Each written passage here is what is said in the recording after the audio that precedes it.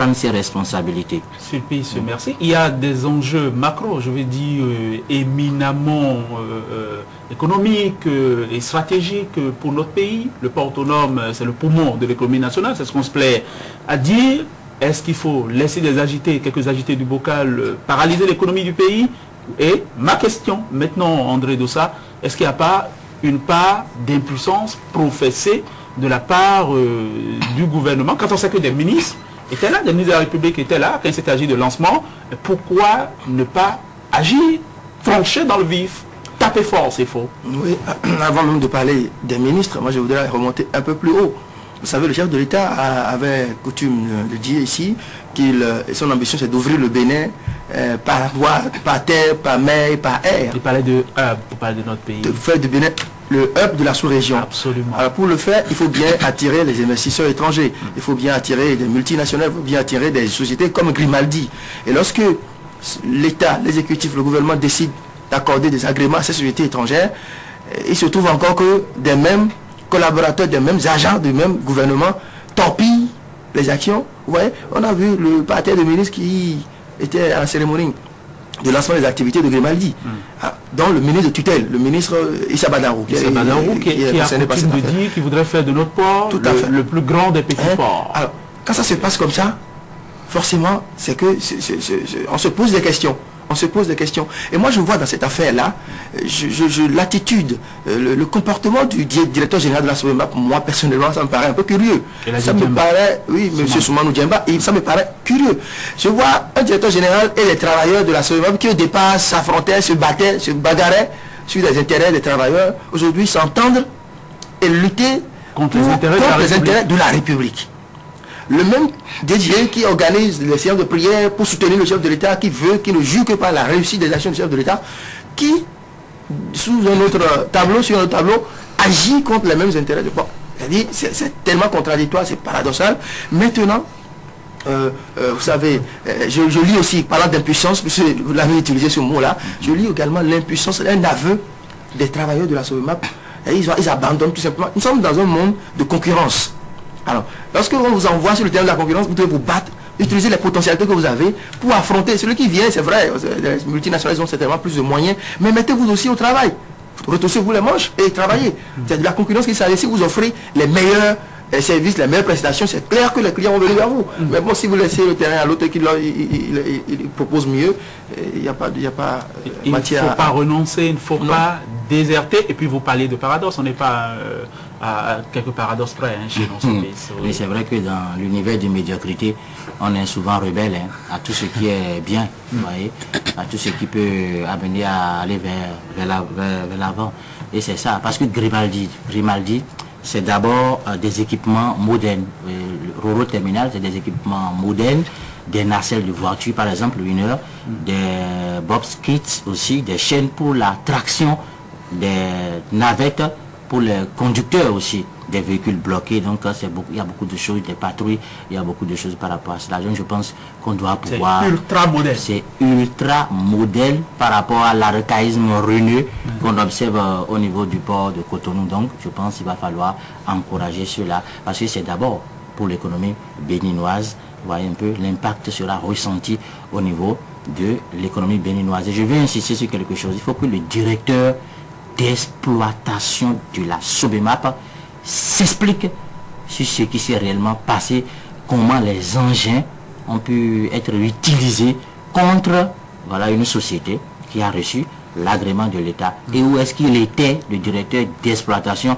Parce que moi, j'y vois personnellement une certaine complicité. C'est à lui d'apporter maintenant la preuve du contraire. Oui, du contraire. Oui, il y a que les importateurs se plaignaient, ou bien se sont chaque fois plaints de ce que leurs véhicules sont dépouillés entre le circuit, c'est-à-dire sur le circuit entre le port, le navire et les parcs de vente de véhicules. Je pense que c'est quelque chose que la société Grimaldi a voulu également corriger. On a suivi dans le reportage ces transitaires, ces importateurs qui étaient tout contents, qui ne cachaient pas leur satisfaction.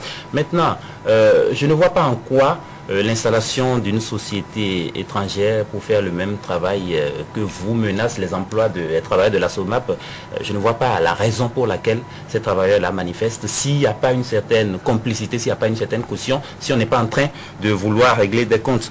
Maintenant, pourquoi est-ce qu'on aurait peur de la concurrence si tant on est il y a énormément d'avantages pouvoir accepter à la concurrence, se lancer sur le terrain de la concurrence, ça arrangera finalement tout le monde.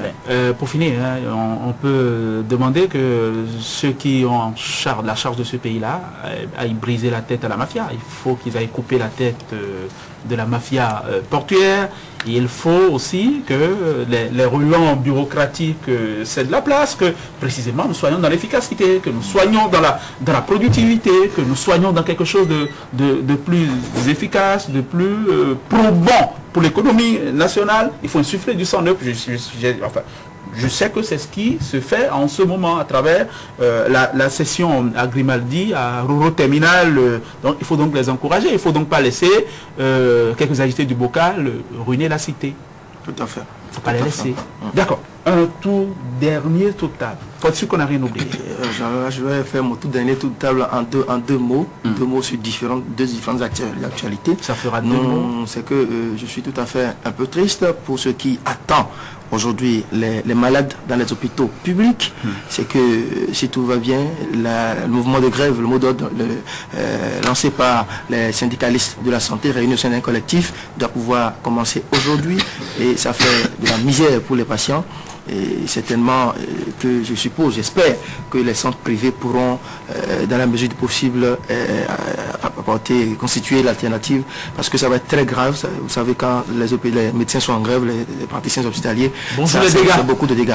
Mon deuxième mot, c'est par rapport à l'équipe nationale. Nous le disions ici, il y a quelques jours, lorsque, si jamais on prend les meilleurs de notre championnat, le championnat en cours, qu'on met en place une équipe compétitive, c'est que ça doit pouvoir, le résultat doit pouvoir suivre. Vous avez vu, la conséquence est là, c'est qu'effectivement, cette équipe réduite à 10, en première partie, avec la sortie de l'attaquant, un des meilleurs attaquants de cette équipe, Mohamed Aoudou, a quand même tenu la dragée haute face à ces Sénégalais tenant du titre.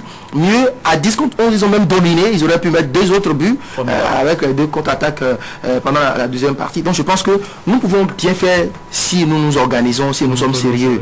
Ça a un lien avec le sujet précédent. Hein. Oui, tout à fait.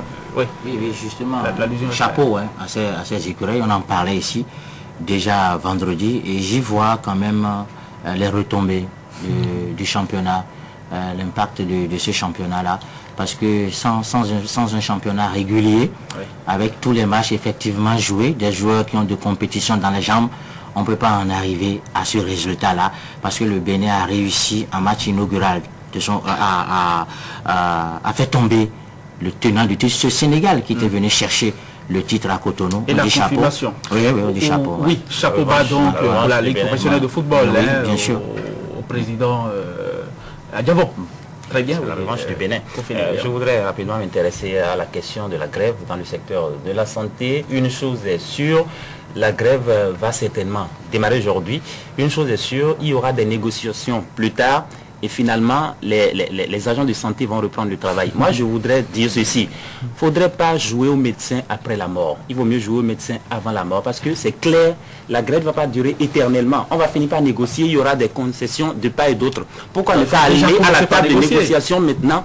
Pourquoi ne pas agir maintenant plutôt que de laisser les gens mourir? Parce que on aura droit à beaucoup de morts. On a eu droit à une situation pareille l'année passée. On a vu comment ça s'est passé. Je pense que c'est maintenant qu'il faut négocier, dès maintenant. Les mouvements sociaux dans notre pays, c'est toujours une histoire afro-renversée. Hein. Nous ne les prenons toujours pas le mauvais bout. Chers amis, merci. Et à tout à l'heure.